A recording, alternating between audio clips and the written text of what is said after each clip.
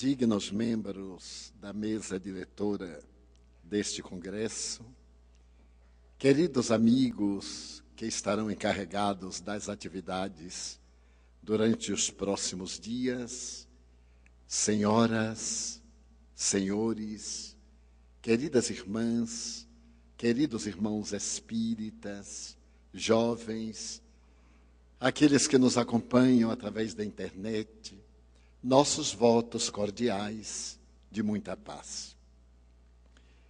O iluminismo francês, no século XVIII, logrou a culminância com a queda da Bastilha, a 14 de julho de 1789.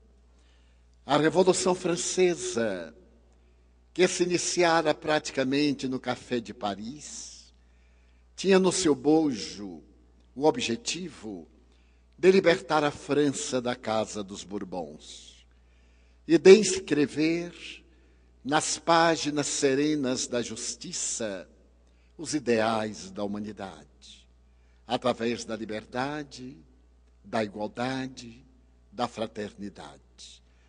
E por esse movimento revolucionário foram inscritos os direitos do homem por volta de 1792.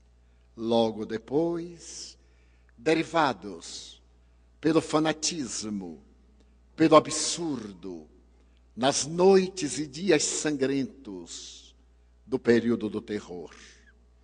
Mas logo de imediato, uma voz da Córcega levantou-se e as tropas napoleônicas assentaram seus arraiais em Paris a partir de 1802. Nessa oportunidade, o grande Corso assinou a segunda concordata entre a França e a Santa Sé, no Vaticano, para poder impor o regime totalitário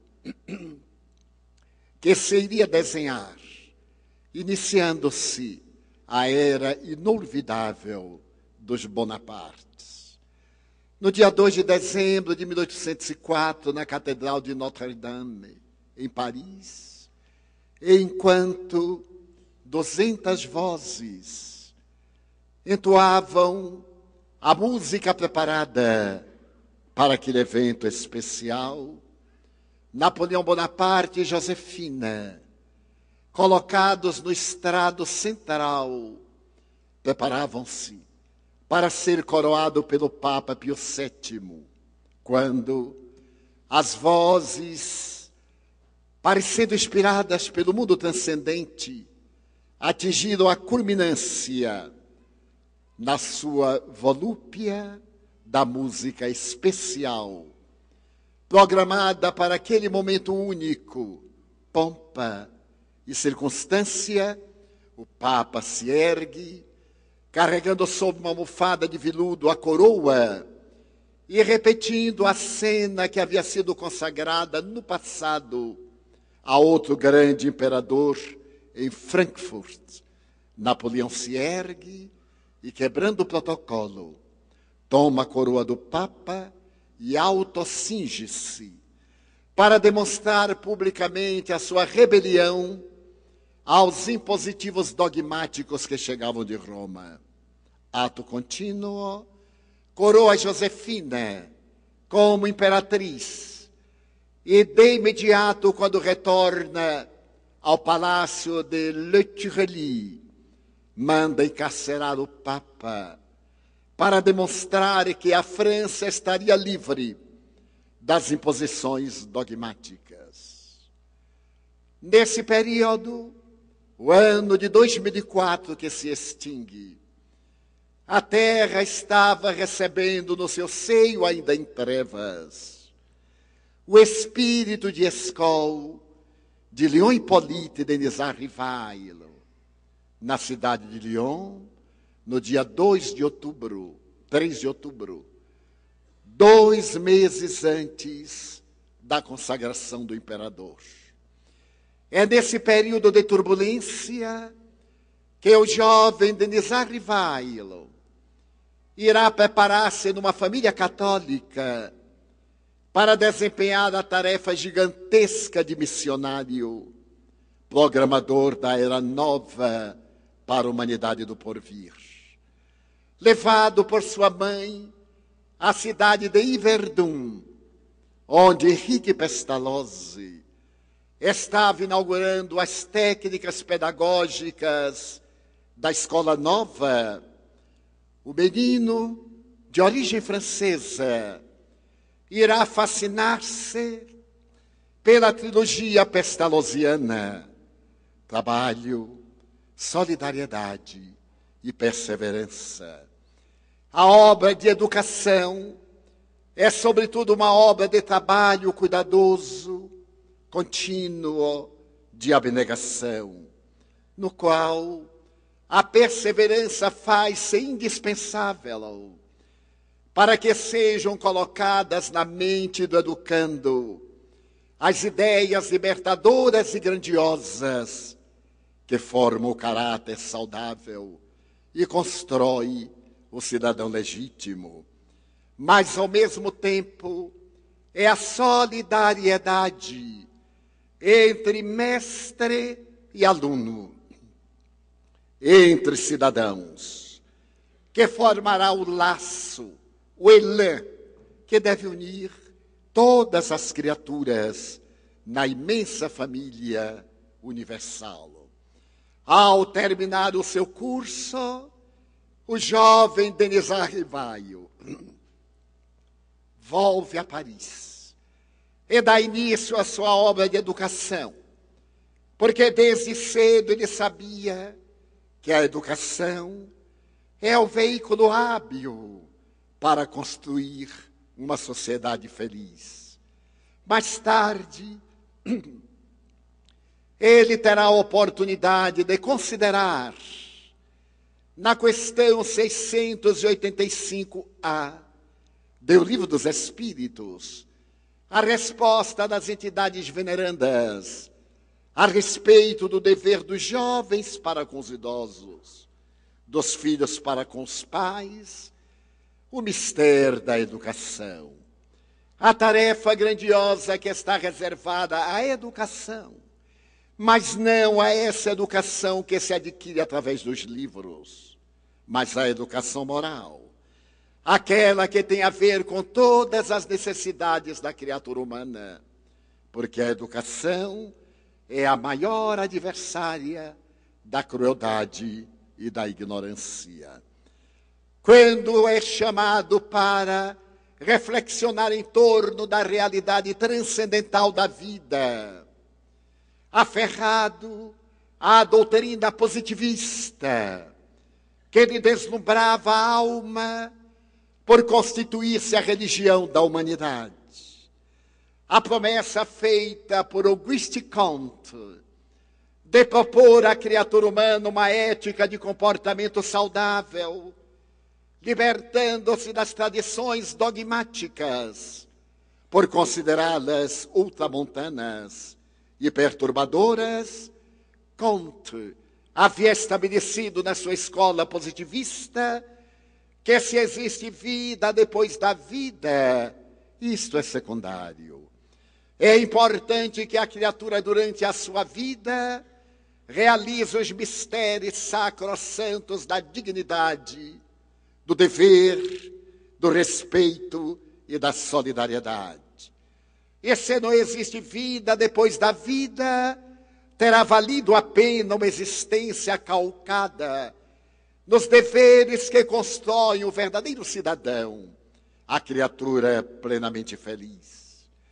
E os ideais de Auguste Comte sensibilizaram a humanidade de tal forma que, por ocasião da proclamação da República Brasileira, 3 palavras positivistas foram elegidas como ideal do pavilhão nacional: ordem e progresso.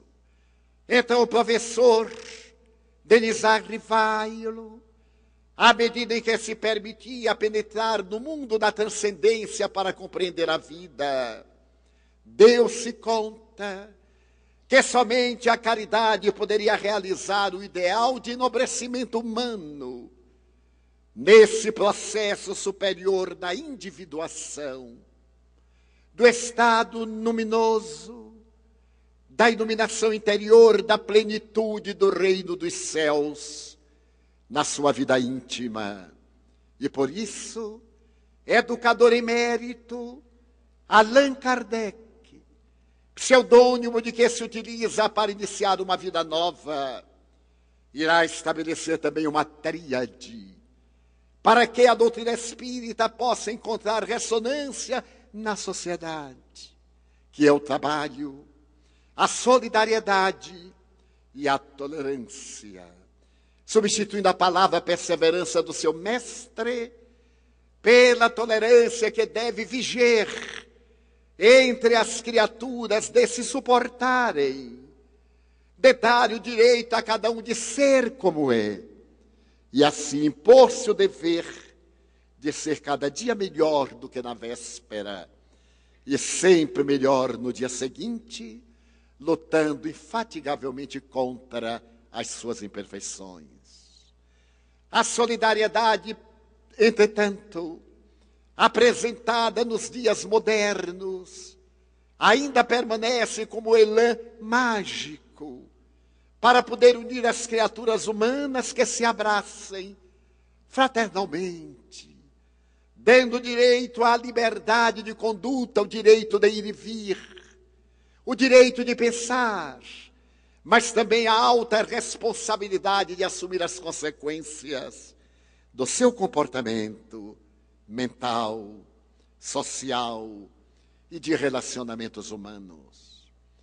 Dessa maneira, a solidariedade apresenta-se-nos como sendo essa ponte mágica para a fraternidade legítima e certamente um dos caminhos mais curtos para a vigência do amor. Permito-me a liberdade de reportar-me a um fato histórico, narrado ao sabor da minha própria emotividade, que se encontra numa obra clássica da literatura francesa, escrita no após-guerra, por um notável sacerdote de uma das igrejas mais famosas da época, não vinculada à ortodoxia católica. Desejo referir-me ao grande pastor holandês, Pierre Van Passen, que depois de haver peregrinado nos tumultuosos dias da guerra, veio residir em Paris, aos primeiros momentos das claridades da paz. E aqui sintetiza suas experiências numa obra notável, a qual intitula como Estes Dias Tumultuosos. Evocando Pierre Van Passen, nestes também dias tumultuosos, desejamos recordar uma personalidade que o comoveu, despertando nele o sentimento sublime da solidariedade, dentro dos padrões estreitos da sua visão religiosa. Narra Van Passen que era seu hábito logo depois dos dias da paz, retornar de Paris à grande banlieue, ao subúrbio, para poder refazer-se, a fim de que no dia seguinte continuasse com as suas atividades de solidariedade humana. Sempre saltava na estação terminal do metrô, carregando peças de vestuário que lhe eram oferecidas pelas pessoas que já não as utilizavam, e que ele recondicionava para a distribuição de todos aqueles que eram os miseráveis lecrochards de Paris. Era seu hábito ser um dos últimos passageiros, mas naquele mês de dezembro, especialmente frio, porque nevava, o que não é habitual na capital da França, ele saltara numa noite de tempestade, especialmente cansado e algo desesperançado em relação às criaturas humanas. Trazia nas mãos um volume, que eram as roupas que ele havia deixado na igreja, para que ele as recompusesse e as oferecesse aos mais necessitados. Repentinamente, no imenso silêncio da estação terminal, ele percebeu que estava sendo seguido. E como eram dias tumultuosos, cheios de perigos, em que os veteranos retornaram, e muitos deles adotaram atitudes criminosas, acostumados que estavam a matar, foi tomado por uma impressão estranha. E à medida em que caminhava naquela semi-obscuridade, porque a eletricidade ainda não havia retornado totalmente, ele voltou-se abruptamente para trás e percebeu o vulto, uma sombra na sombra, que se escondia de coluna em coluna, parecendo segui-lo de uma maneira muito desagradável. Deteve-se e, chamando aquele ser soturno, perguntou-lhe o que desejava. O ser aproximou-se com uma forma estranha, porque era uma personalidade caracterizada por uma deformidade orgânica muito especial. A cabeça bamboleava sobre os ombros estreitos e uma corcunda que o fazia colocar as mãos abaixo dos joelhos, enquanto carregava uma perna com dificuldade, ostensivamente manquejando. Aquele ser aparentemente abjeto deteve-se na claridade frouxa de uma lâmpada que derramava suave luz, e ele pôde ver naquele semblante marcado pelo sofrimento 2 olhos que compararia aos do seu cão São Bernardo pela pureza e pela ingenuidade. Então ele olhou para aquele homem estranho, aquela personalidade deformada, e teve um nó na garganta de emoção. Então, o estranho disse-lhe: doutor, não se perturbe. Eu estou acompanhando o doutor faz algumas noites, mas eu tinha medo de aproximar-me por causa do meu aspecto. As pessoas gargalham, apedrejam-me, zombam de mim. E eu tinha receio que o doutor tivesse a mesma compostura para comigo, mas eu gostaria de ajudá-lo. O doutor deixa-me levar o seu embrulho. E automaticamente, disse Pierre Van Passen, eu lhe passei o volume. E ele disse: pois é, doutor, eu não sou um vagabundo, nem mendigo. Eu trabalho para viver, eu faço favores e as pessoas recompensam-me.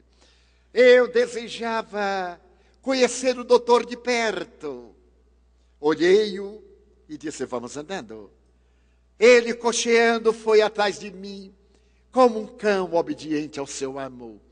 E quando descemos a escadaria, eu peguei uma carruagem a animá-lo, que naqueles dias difíceis em que a gasolina estava sendo liberada a pouco e pouco, aguardava-me sempre para levar até a minha casa. Sorri para ele e disse: ponto final. Muito obrigado, doutor. Mas ele me inspirou tanta ternura, que no momento quando abri a porta e me ia adentrando, perguntei-lhe: onde você mora? Na Rua do Bebedouro Velho, número 13, segunda porta à esquerda. E o seu nome? Ugolé. Ugolé. Você gostaria de uma carona?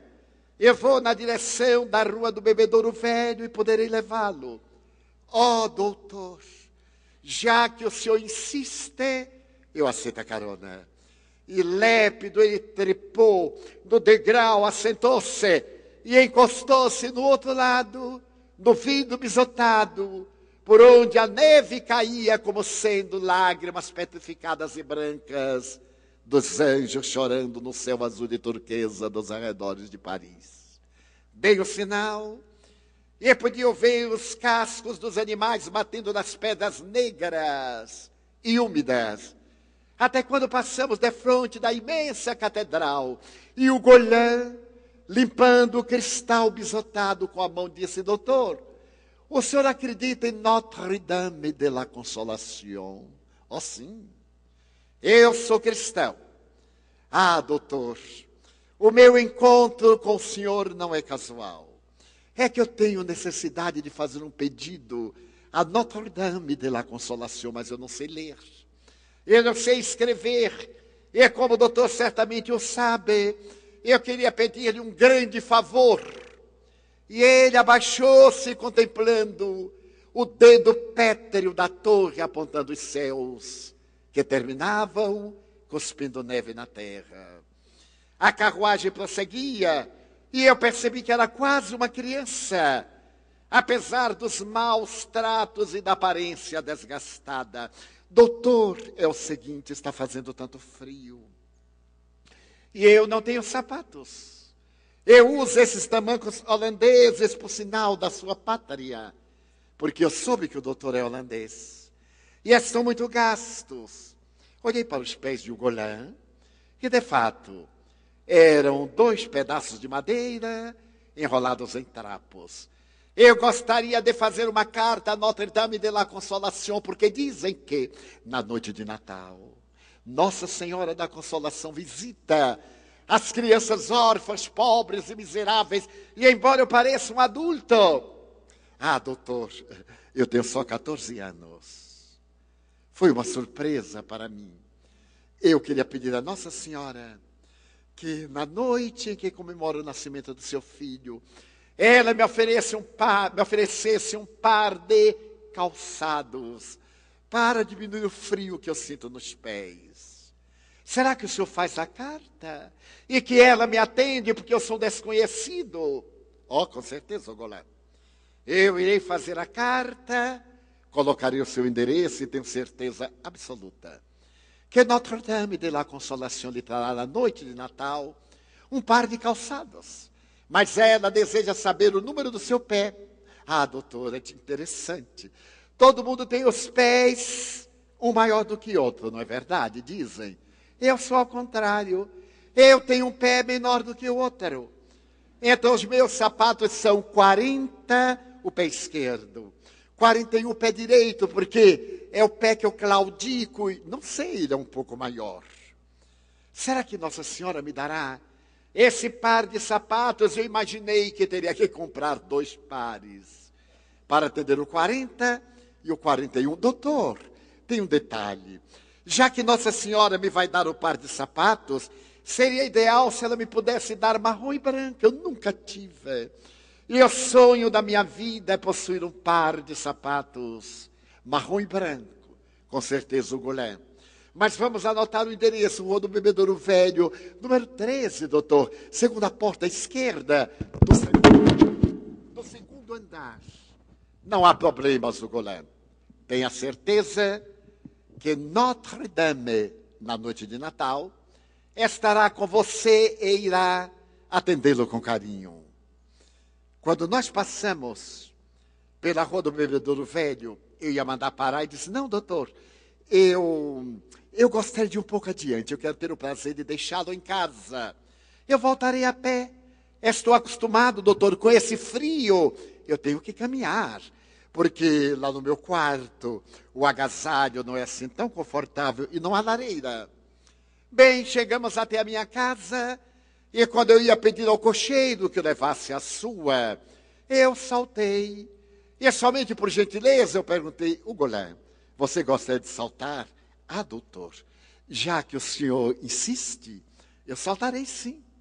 E saltou, descemos ao porão, eu acendi a lareira, e olhando para ele, que me parecia muito pálido, eu perguntei: Ugolã, você já fez alguma refeição? Havia passado da meia-noite. Ele disse: não, doutor, eu estou de dieta forçada, faz 3 dias que eu não me alimento, mas eu já estou mais ou menos acostumado. Então você aceitaria um copo de leite quente com pão e queijo? Doutor, já que o senhor insiste, eu aceitarei. Acendi a lareira, aqueci o leite, cortei pão da aldeia, e queijo fresco que eu tinha trazido de Paris à véspera, fresco porque tinha apenas 40 horas. Então eu coloquei ali, preparei-me, e ele ficou olhando para o repasto e perguntou-me: doutor, o senhor não vem? Não, Goulart, eu já ciei em Paris, mas se você me permite, eu buscar o meu cachimbo para nós conversarmos. Era um dos meus hábitos. Subi ao primeiro andar, peguei o cachimbo, desci, e quando eu cheguei, estava o homem deformado contemplando o repasto, sem tocá-lo. O Goulart: ah, doutor, eu sou pobre, mas sou educado. Eu não irei alimentar-me sem a presença do doutor. E então devorou com celeridade aquele repasto que eu colocara diante da sua vista. Mas só por gentileza eu perguntei: aceita mais o Goulart? Já que o doutor insiste. E ele aceitou a segunda ração e a terceira. E ficamos olhando-nos. Eu não sabia se oferecia mais uma. E ele também não sabia se agradecia. Mas eu então perguntei agora com a voz diminuída: o Goulart aceitaria? Ah, doutor, o senhor insiste tanto que eu fico constrangido. Mas é que eu não tenho comido há tempos. Então eu gostaria de comer de véspera para o que vai acontecer amanhã. Então eu coloquei a quarta ração. E ele se alimentou. Alimentou-se, ergueu-se, aproximou-se da lareira, aqueceu as mãos e inopinadamente virou-se para mim e perguntou: doutor, eu sei que o senhor tem um gramofone. Será que o senhor poderia colocar aquele disco nas asas de uma canção de Mendelssohn? O Goulart: como você sabe que esta é a minha música preferida? Ah, doutor, eu sei de tanta coisa. É que na Rua do Bebedouro Velho, onde eu moro, tem muitas mulheres italianas. E o senhor sabe como são os italianos? As mulheres estão sempre grávidas. E elas não permitem que eu chegue cedo, para que eu não olhe a minha deformidade, para evitar que seus filhos nasçam como eu, monstruosos. E eu tenho que sair muito cedo e levantar-me e deitar-me muito tarde. E o senhor sabe como é. E muitas vezes o frio leva-me a correr. E eu passei por aqui há uma semana. E então eu ouvi a música que saía pela fresta da janela, com um pouco de claridade, até o passeio. Era uma música suave, que me embalou a alma. Eu fui ali, voltei. Enquanto a música tocava, no dia seguinte eu fui a Paris. Cheguei a uma casa de música e perguntei a uma vendeusa: por acaso, você tem aqui esse disco? E comecei a trautear a música sublime. E ela disse: meu Deus, um Frankenstein com alma de poeta. Essa música chama-se Nas Asas de uma Canção de Mendelssohn. Você deseja comprar o disco? Não, eu não tenho sequer eletrola. Mas eu gostaria tanto de a ouvir sem pagar. Ela me olhou demoradamente, levou-me a uma cabine de som, disse: fique aí o tempo que quiser, e colocou o disco. Essa música parece que me leva ao infinito, nas asas de uma canção. Eu queria pedir ao doutor para que encerremos esta noite nossa com a música de Mendelssohn. Eu cheguei ao meu aparelho e coloquei a melodia. Ele encostou-se à coluna e eu vi grossas lágrimas rolarem pelos seus olhos de criança enternecida. Mas ele saiu. Eu sequer tive tempo de nada. E no dia seguinte, quando eu voltava de Paris carregando o meu volume de roupas velhas, anelei para que ele saísse de um momento ou outro de uma das colunas, onde normalmente se escondia. E, de fato, o Goulart aparece e faz: doutor, por favor, dê-me um embrulho, porque assim o senhor me retribui com uma outra ração de alimento. Ficamos amigos. O Goulart passou a ser parte da minha vida de homem solitário. E eu convidei-o para que viesse uma semana antes do Natal à minha casa, um domingo, passar o dia. E também convidei-o para que fosse o meu hóspede no dia de Natal. Porque à véspera, à meia-noite, depois que eu terminasse o culto na igreja, eu iria colocar o presente de Notre-Dame de la Consolação em sua cama. e eu aguardaria no dia imediato para nos alimentarmos do prato de Natal que eu preparo de maneira especial. Naquele domingo, o Golã veio. Estava com o seu tamanco envolto em trapos, mas ele vestia uma roupa que o paletó era bem maior do que ele. E a calça constituindo uma figura estranha, algo trágica, que ostentava uma cabeça terna e olhos fascinantes. Eu comecei a preparar o repasto, coloquei no gramofone, nas asas de uma canção. Ele encostou-se à coluna e ficou contemplando as minhas violetas dos Alpes no pequeno jardim de inverno, que eu sempre tive ao lado da minha lareira. Subitamente ele tossiu. E novamente, e eu percebi um filete de sangue que ele escorria pelo canto da boca. Fiquei assustado. Aproximei-me, abracei-o e tentei auscultar-lhe o pulmão. Lá estava a caverna do bacilo de Koch. Podia perceber o ruído especial da tuberculose pulmonar, essa pandemia que devorava milhões de vidas em todo o mundo à época. Então, assustado, disse: o Golã, você não está bem. Ele limpou o sangue na manga da camisa e do paletó e disse: não, doutor, é uma gripe. Bem, talvez não seja apenas gripe, porque eu tenho isso desde há muito tempo. Mas o Golã, amanhã eu vou levá-lo ao médico. Não, doutor, não se preocupe. Sempre que chega o inverno, eu, ao entardecer, tenho uma febrícula. E ao amanhecer também tenho sudorese abundante, o corpo me dói. Mas é bronquite, doutor. Eu até tomo chá de uma planta que dá na rua, perto da minha casa. O Golã, meu filho. Afastei-me e disse-lhe o Golã: eu lhe quero fazer uma proposta. Eu sou um homem solitário. Você aceitaria ser meu filho adotivo? Eu tenho bons relacionamentos na corte do 8º Henri de Semaine de Paris. Nesse bairro onde está a minha igreja, eu tenho amigos muito queridos e principalmente autoridades. Eu poderei adotá-lo como filho. Você tem 14 anos. Eu sou um homem de 55 anos, o Golã.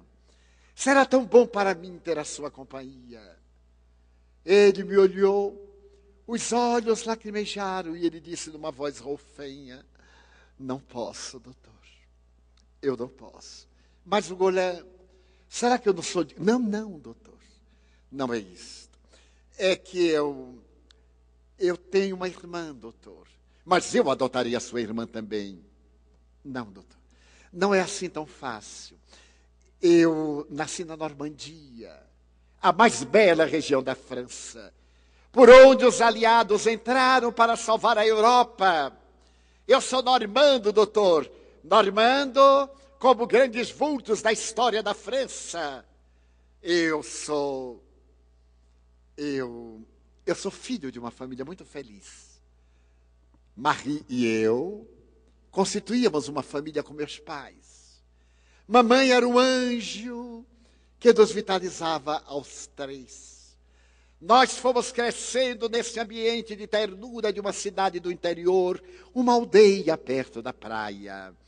Mas um dia, doutor, mamãe morreu de pneumonia. Eu até gostaria de perguntar ao senhor que entende do Evangelho: por que Deus mata as mães e deixa as crianças órfãs? A semelhança de uma ave-mãe que voa e deixa no ninho os seus filhotinhos para serem devorados pelos gaviões, sem poder defendê-los, sem que tenham asas para voar e que podem cair. Por quê, doutor? E eu, acostumado aos dogmas, olhei para ele e disse: porque é da sua vontade. Vontade perversa, não, doutor. Porque arrebatar as mães. Papai a amava em demasia e não suportou a ausência. Pouco tempo depois deu para beber, abandonou o trabalho, tornou-se ocioso e pôs-nos na rua, Marie e a mim, para esmolearmos. E quando voltávamos com uma pequena coleta, ele nos surrava. Foi numa noite terrível, de inverno como neste ano, que eu não consegui quase nada. Ele estava embriagado e chutou-me. Eu bati com as costas numa quina da parede, senti uma dor terrível. E então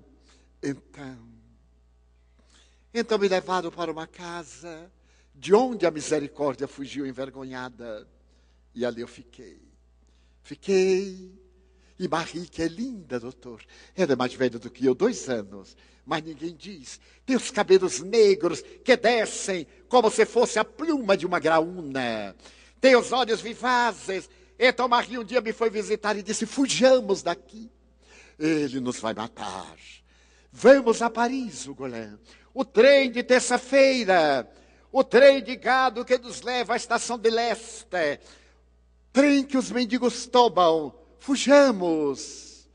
E então, apoiado um bastão, deixei a casa sem misericórdia e viajamos a Paris. Chegamos a Paris. A cidade grandiosa nos recebeu com chuvas, como se o céu chorasse a desgraça dos miseráveis. E como não tínhamos onde ficar, fomos dormir com outros, embaixo das pontes, bem próxima a Rive Gauche, Saint-Michel, onde naturalmente os clochards, os miseráveis, recebem mais solidariedade. Ali eu fui piorando, por causa da umidade, do frio. Mas Marie conseguiu um trabalho. Ela conseguiu um lugar numa joalheria. E de imediato internou-me numa clínica de traumatologia e de ortopedia de origem suíça, para ver se eu teria jeito de corrigir o que se havia partido nas minhas costas. Todo sábado, Marie chegava como uma flor delicada e pagava a próxima semana. Eu comecei a ter diminuídas as dores. Eu fui colocado no colete de aço para poder ver se recuperava a coluna, que estava com algumas vértebras quebradas. Mas 2 meses depois, numa tarde de sábado, ela veio, antes não tivesse vindo. Ela veio correndo de pés descalços, desgrenhada. Atirou-se de joelhos diante da minha cama e disse: Ugolin, aí vem eles, os gendarmes.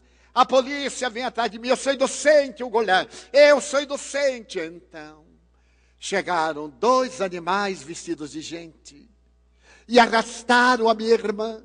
Eu ouvi os seus gritos no corredor, até que a sua voz desapareceu nos jardins do hospital. Madre Genoveva, naquela tarde, chegou ao meu leito. Estava tão comovida. Eu podia ver nela o olhar da caridade.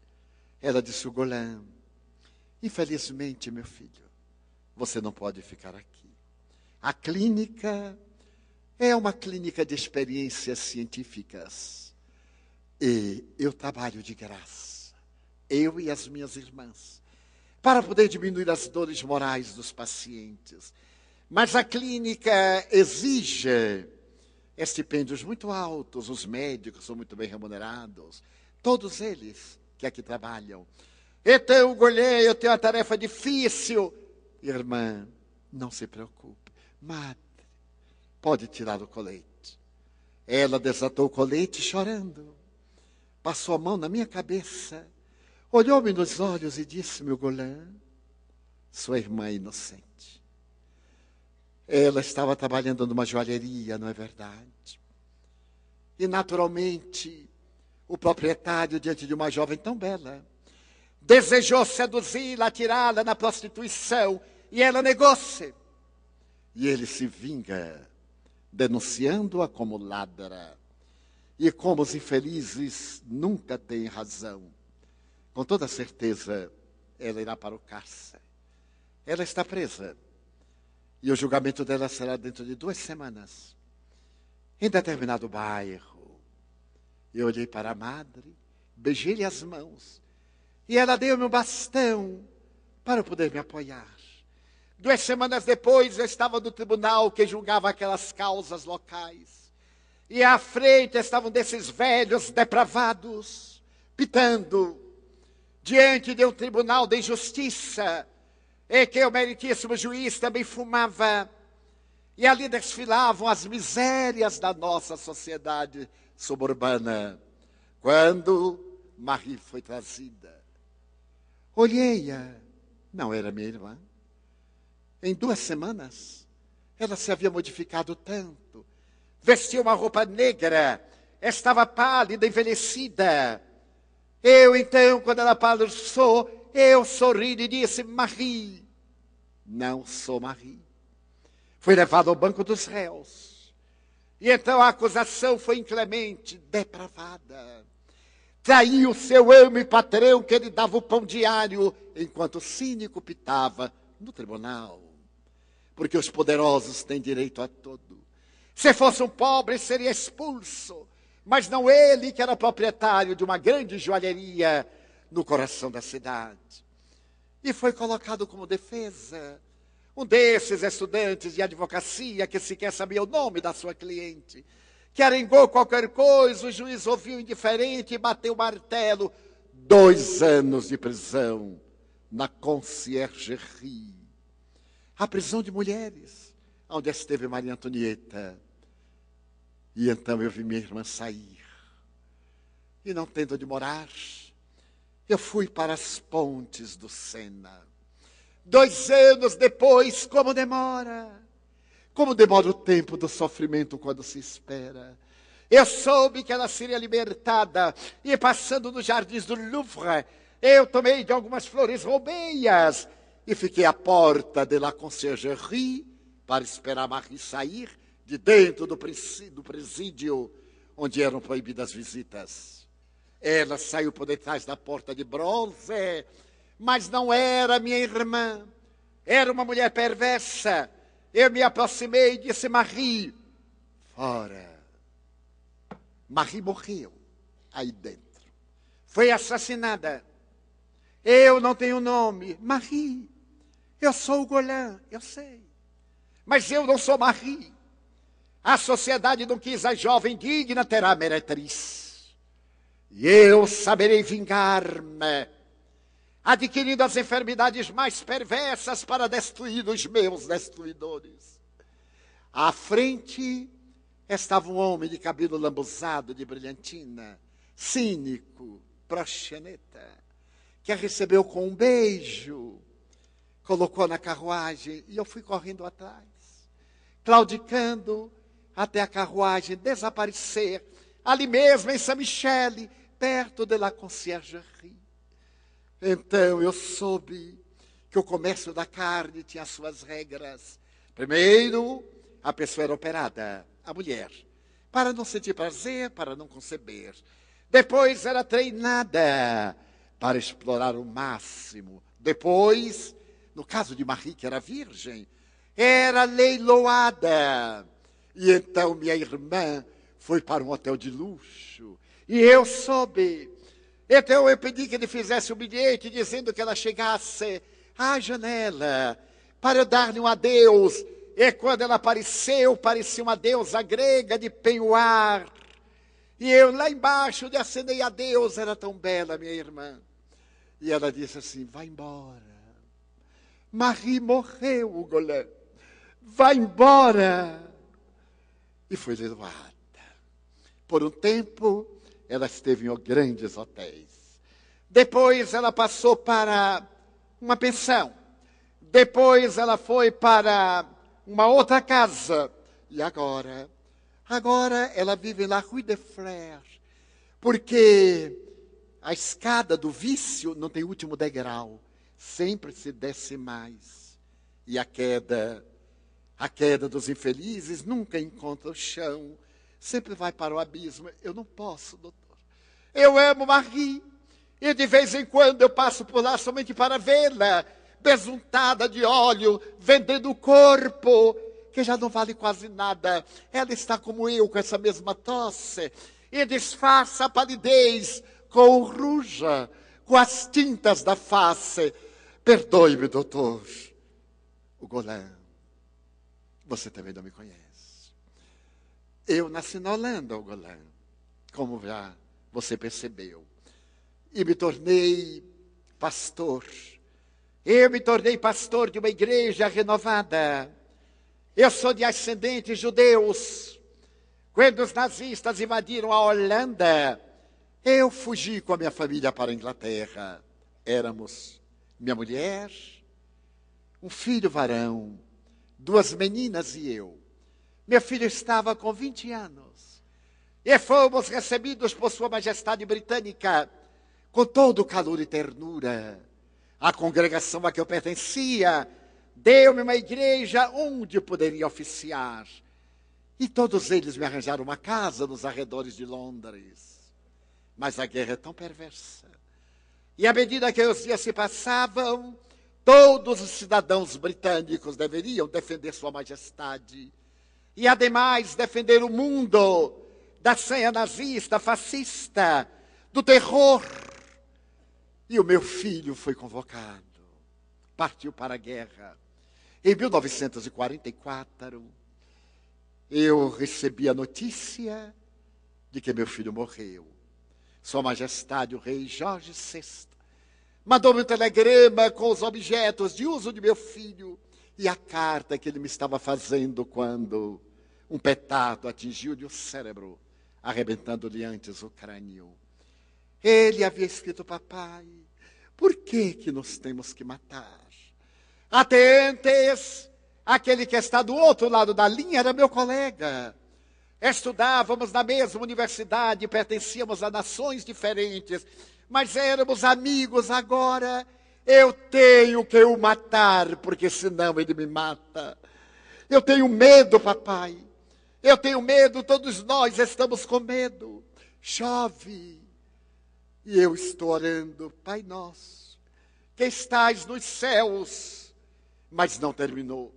A carta estava manchada de lama e de sangue. Uma bomba caiu próxima e um petardo atingiu-lhe o crânio e matou meu filho. Eu então perguntei a Deus: por quê? Por que existe a guerra?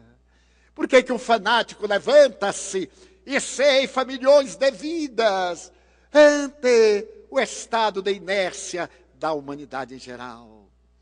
Mas me acostumei.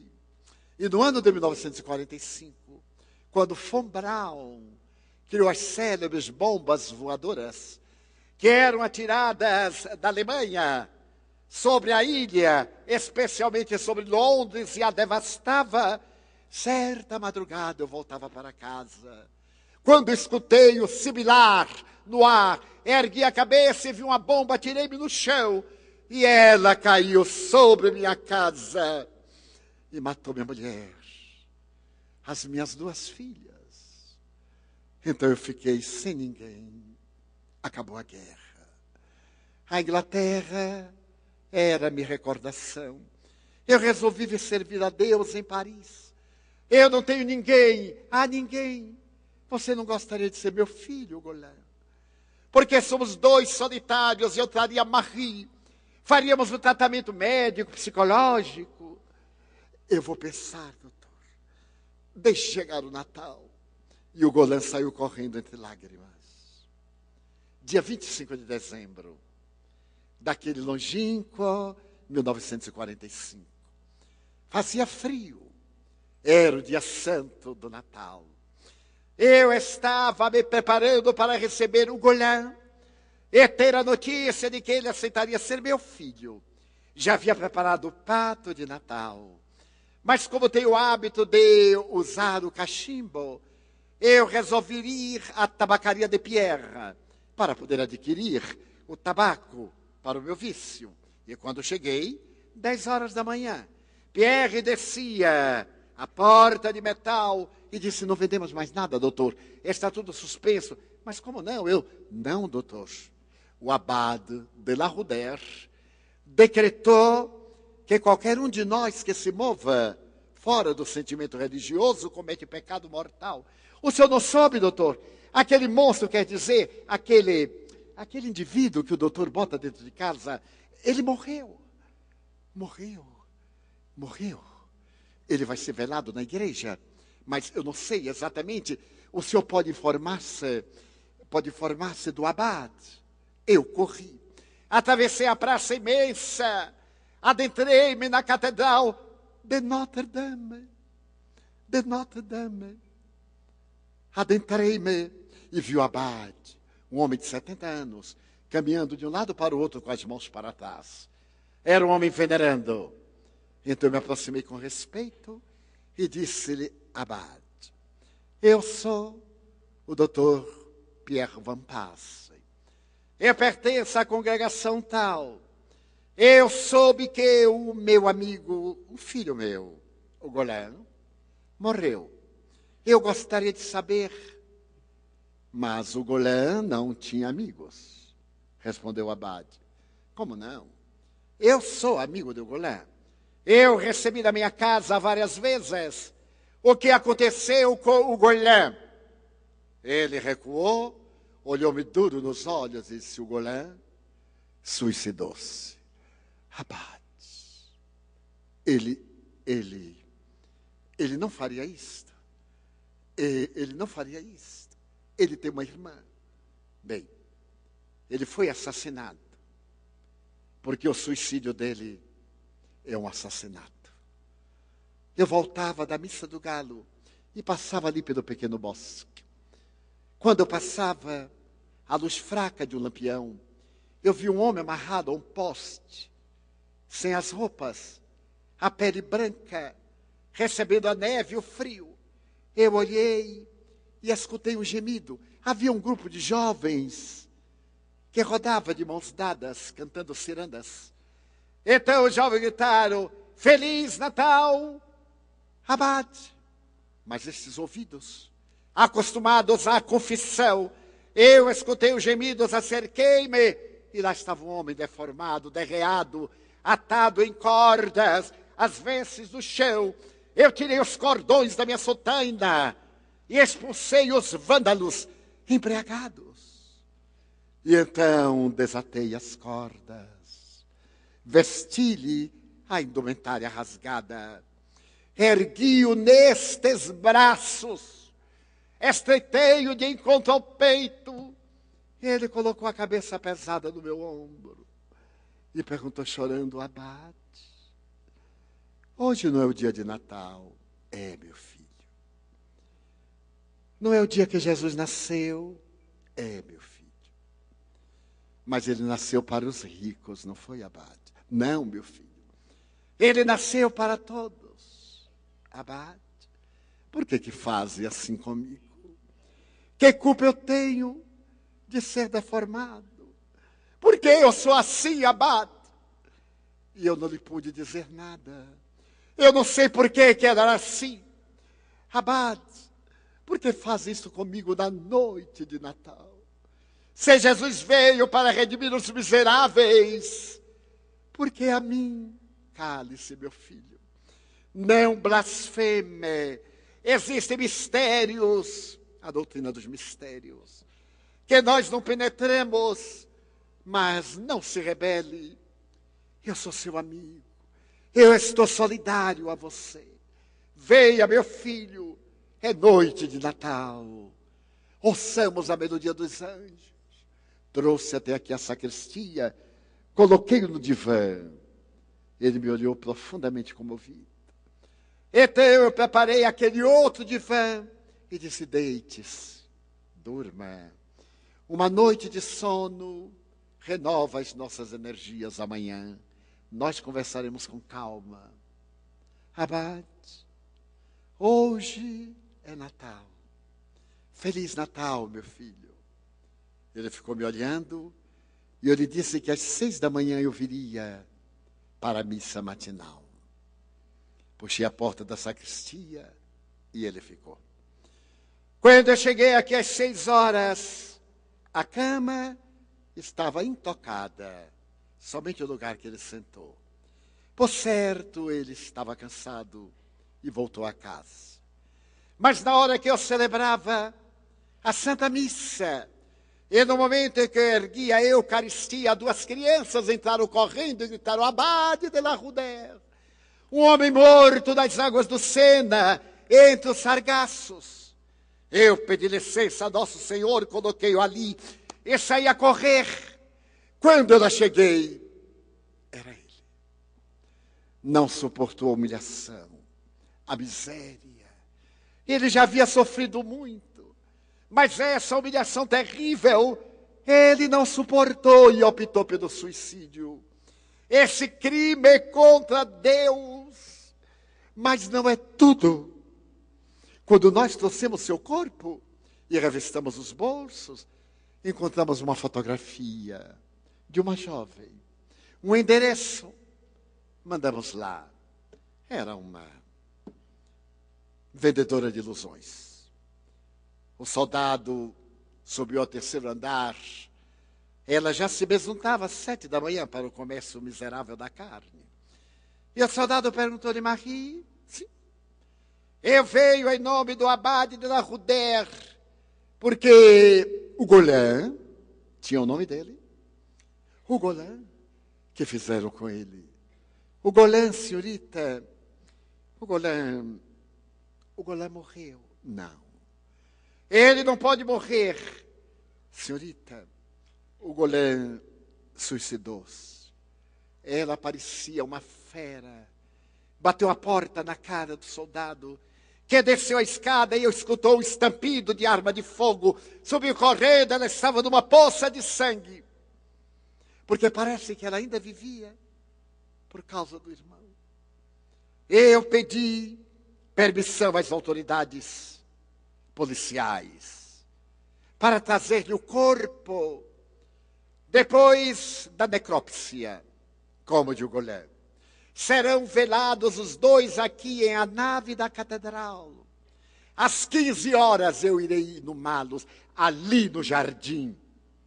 Eles não são suicidas. Eles foram assassinados por uma sociedade indiferente, materialista, perversa. Venha também, que eu desejo que escute o meu sermão. Eu não pude sair do lugar. Às 15 horas, todo o bairro repletava a igreja. Havia um silêncio sepulcral. Dirigi-me à nave resplandecente onde estava uma essa, e sobre ela os 2 caixões brancos, ironicamente, simbolizando a pureza. Então, o coro da catedral começou a cantar o Salmo 114, o Salmo da penitência. Ó Israel, as tuas dores e mágoas. Então apareceu o abade, subiu ao púlpito e do alto contemplou a paisagem humana. No centro, os 2 caixões. Ele parecia ter envelhecido 10 anos. Ergueu a voz e toda a catedral ouviu. Cristãos, a palavra foi uma chibatada. Quando eu morrer e me aproximar do Santíssimo Senhor, e ele me perguntar, abade de la Rudère, que fizeste das ovelhas que eu te confiei, eu abaixarei a cabeça e ficarei em silêncio. Então o Senhor me perguntará por vez segunda, abade de la Rudère, que fizeste das ovelhas que eu te confiei. Manterei o silêncio sepulcral. Mas quando ele, pela terceira vez, perguntar, e silabou, abade de la Rudère, que fizeste das ovelhas que eu te confiei, eu direi, Senhor, não eram ovelhas, eram lobos vestidos de ovelhas. E desceu, chegou entre os 2 caixões e ergueu-os. O público correu, e enquanto o coro orava, ele se aproximou do jardim e em 2 covas abertas, ele fez descer os 2 caixões, abençoando-os e dizendo palavras cabalísticas que terminavam, já que a vida vos separou durante a existência, que a morte vos una para sempre. Eu vos perdoo de todos os vossos pecados. Pierre Van Passen havia se utilizado de Ugolin para traduzir a tragédia destes também dias tumultuosos. Eram solidários, haviam exercido esta solidariedade que deve assinalar todas as vidas, mesmo daqueles que não têm um ideal de natureza religiosa, mas têm o ideal de humanidade, mas que especialmente deve permanecer na alma dos que se dizem cristãos. Apesar dos seus sentimentos de nobreza, faltou-lhes o conhecimento da reencarnação, que nos ajuda a ser ainda mais solidários ao entendermos a razão das coisas e dos fenômenos do sofrimento humano. O abade, se conhecesse a reencarnação, diria porque Deus muitas vezes permite que fique vazio o ninho quando a ave-mãe viaja, mas não abandona os filhos, porque volta do mais além para diminuir-lhes os sofrimentos. Falaria das leis, de causa e de efeito, e lhe diria que esses sádicos que o atormentaram eram mais infelizes do que ele o atormentado, porque a verdadeira dor vai esculpir-se naquele que pratica o mal em relação ao seu próximo. Se ele conhecesse a lei da reencarnação na sua solidariedade cristã, teria dito a Ugolin que deveria continuar com esperança, vivendo com alegria esse exílio de natureza provacional. Ele não estava em expiação porque estava lúcido, podia movimentar-se, carregava a cruz da sua agonia, mas podia pensar em Deus. Se Pierre Van Passen conhecesse a doutrina das reencarnações, poderia ter dito a Ugolin que aquele encontro não era um encontro convencional, era um reencontro de almas. Estamos na terra reencontrando-nos, e se nos encontramos pela primeira vez, firmamos um pacto para futuros reencontros. E teria dito que a função essencial da vida é amar. Que ele, o Ugolin, deixasse-se ser amado, permitisse ao sentimento nobre deste homem tão sofrido, que experimentou efeitos de existências pregressas, nas quais delinquiu e agora abraçado ao evangelho do mestre numa outra denominação religiosa, expungia as dores amargas e se renovava para o futuro. A reencarnação. Este paradigma da doutrina espírita é, sem dúvida, o melhor elemento para explicar por que estamos aqui, por que devemos ser solidários, para não vivermos solitários, porque nos é exigido pela lei da consciência amar, a fim de sermos verdadeiramente felizes.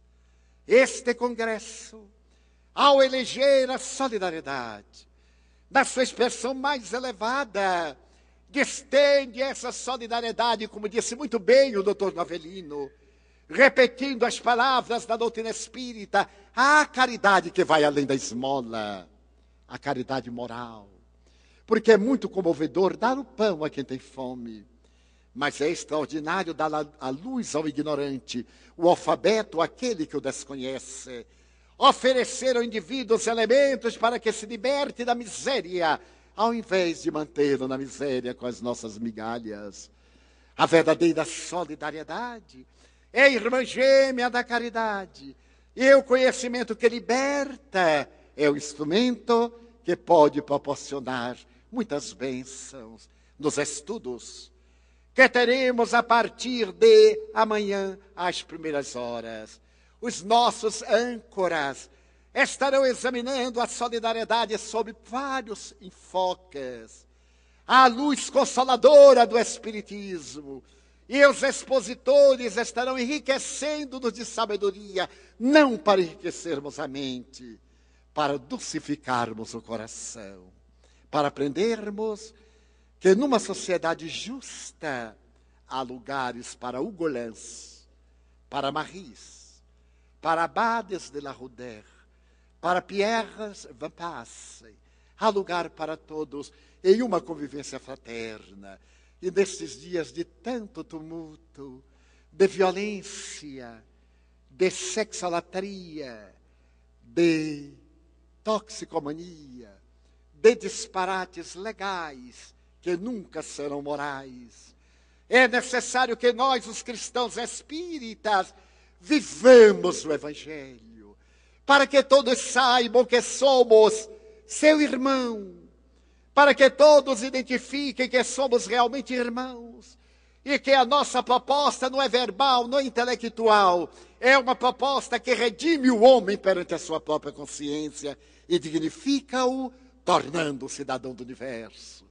Então, neste momento especial, esqueçamos-nos por instantes a queixa, a reclamação, ou tudo aquilo que nos desagrada, para louvar a este, que é o Pai de misericórdia, a inteligência suprema, a causa primeira de todas as coisas, dizendo-lhe, Senhor, enquanto a maioria se desespera da volúpia do prazer, aqueles que te amamos, queremos dizer-te da nossa infinita alegria, da alegria de viver, desejamos agradecer-te a bênção da vida, que é bela e que é consentida. Muito obrigado, Senhor, por tudo que me deste, por tudo que me dás. Obrigado pelo ar, pelo pão, pela paz.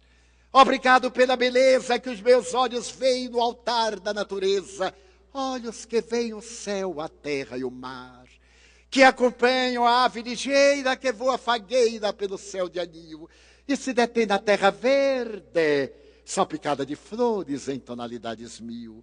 Muito obrigado, Senhor, porque eu posso ver meu amor, mas diante da minha visão, pelos cegos eu formulo uma oração, porque eu sei que depois desta lida na outra vida, eles também enxergarão. Muito obrigado pelos ouvidos meus, que me foram dados por Deus, ouvidos que ouvem o tamborilar da chuva no terreiro, a melodia do vento no almeiro e as lágrimas que vertem os olhos do mundo inteiro, ouvidos que ouvem a música do povo que desce do morro na praça a cantar, a melodia dos imortais, ouve-se uma vez e não se esquece nunca mais. Pela minha faculdade de ouvir, pelos surdos eu te quero rogar e pedir, porque eu sei que depois desta dor, do teu reino de amor, voltarão a ouvir. Obrigado pela minha voz e pela sua voz, pela voz que canta, que legisla, que alfabetiza, que ilumina, que trauteia uma canção. Pela voz que o teu nome profere com dúlcida emoção. Diante da minha melodia, eu quero rogar pelos que sofrem de afasia. Eles não cantam de noite, eles não falam de dia. Oro por eles, porque eu sei que depois desta prova, na vida nova, eles também cantarão. Obrigado pelas minhas mãos, mãos que aram, mãos que semeiam, mãos que agasalham, mãos de ternura, que libertam da amargura, mãos dos adeuses, que limpam feridas, que enxugam lágrimas e suores das vidas, pelas mãos que apertam mãos, mãos de sinfonias, mãos de cirurgias, mãos de psicografias, mãos de sinfonias, pelas mãos que atendem a velhice, a dor, o desamor, pelas mãos que no seio embalam o corpo de um filho alheio, sem receio, e pelos pés que me levam a andar sem reclamar. Muito obrigado, Senhor, porque eu posso caminhar diante do meu corpo perfeito. Eu te quero louvar, porque eu vejo na terra aleijados, amputados, marcados, paralisados, que se não podem movimentar. Eu oro por eles, porque eu sei que diante desta expiação na outra reencarnação, eles também caminharão. Muito obrigado, Senhor, pelo meu lar.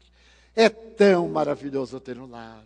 Não é importante se este lar é uma mansão, está numa favela, é um ninho, um grabato de dor, um bangalô, um duplex, seja lá o que for, mas que dentro dele exista a figura do amor. Amor de mãe ou de pai, de mulher ou de marido, de filho ou de irmão. A presença de um amigo, alguém que me dê a mão. Pelo menos a companhia de um cão.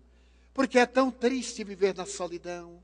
Mas se eu a ninguém tiver para me amar, nem um teto para me agasalhar, nem uma cama para repousar, nem assim blasfemarei. Pelo contrário, eu direi: obrigado, Senhor, porque eu nasci. Obrigado, Senhor, porque eu creio em Ti. Pelo Teu amor, obrigado, Senhor. Pela sua atenção, muito obrigado, Senhor.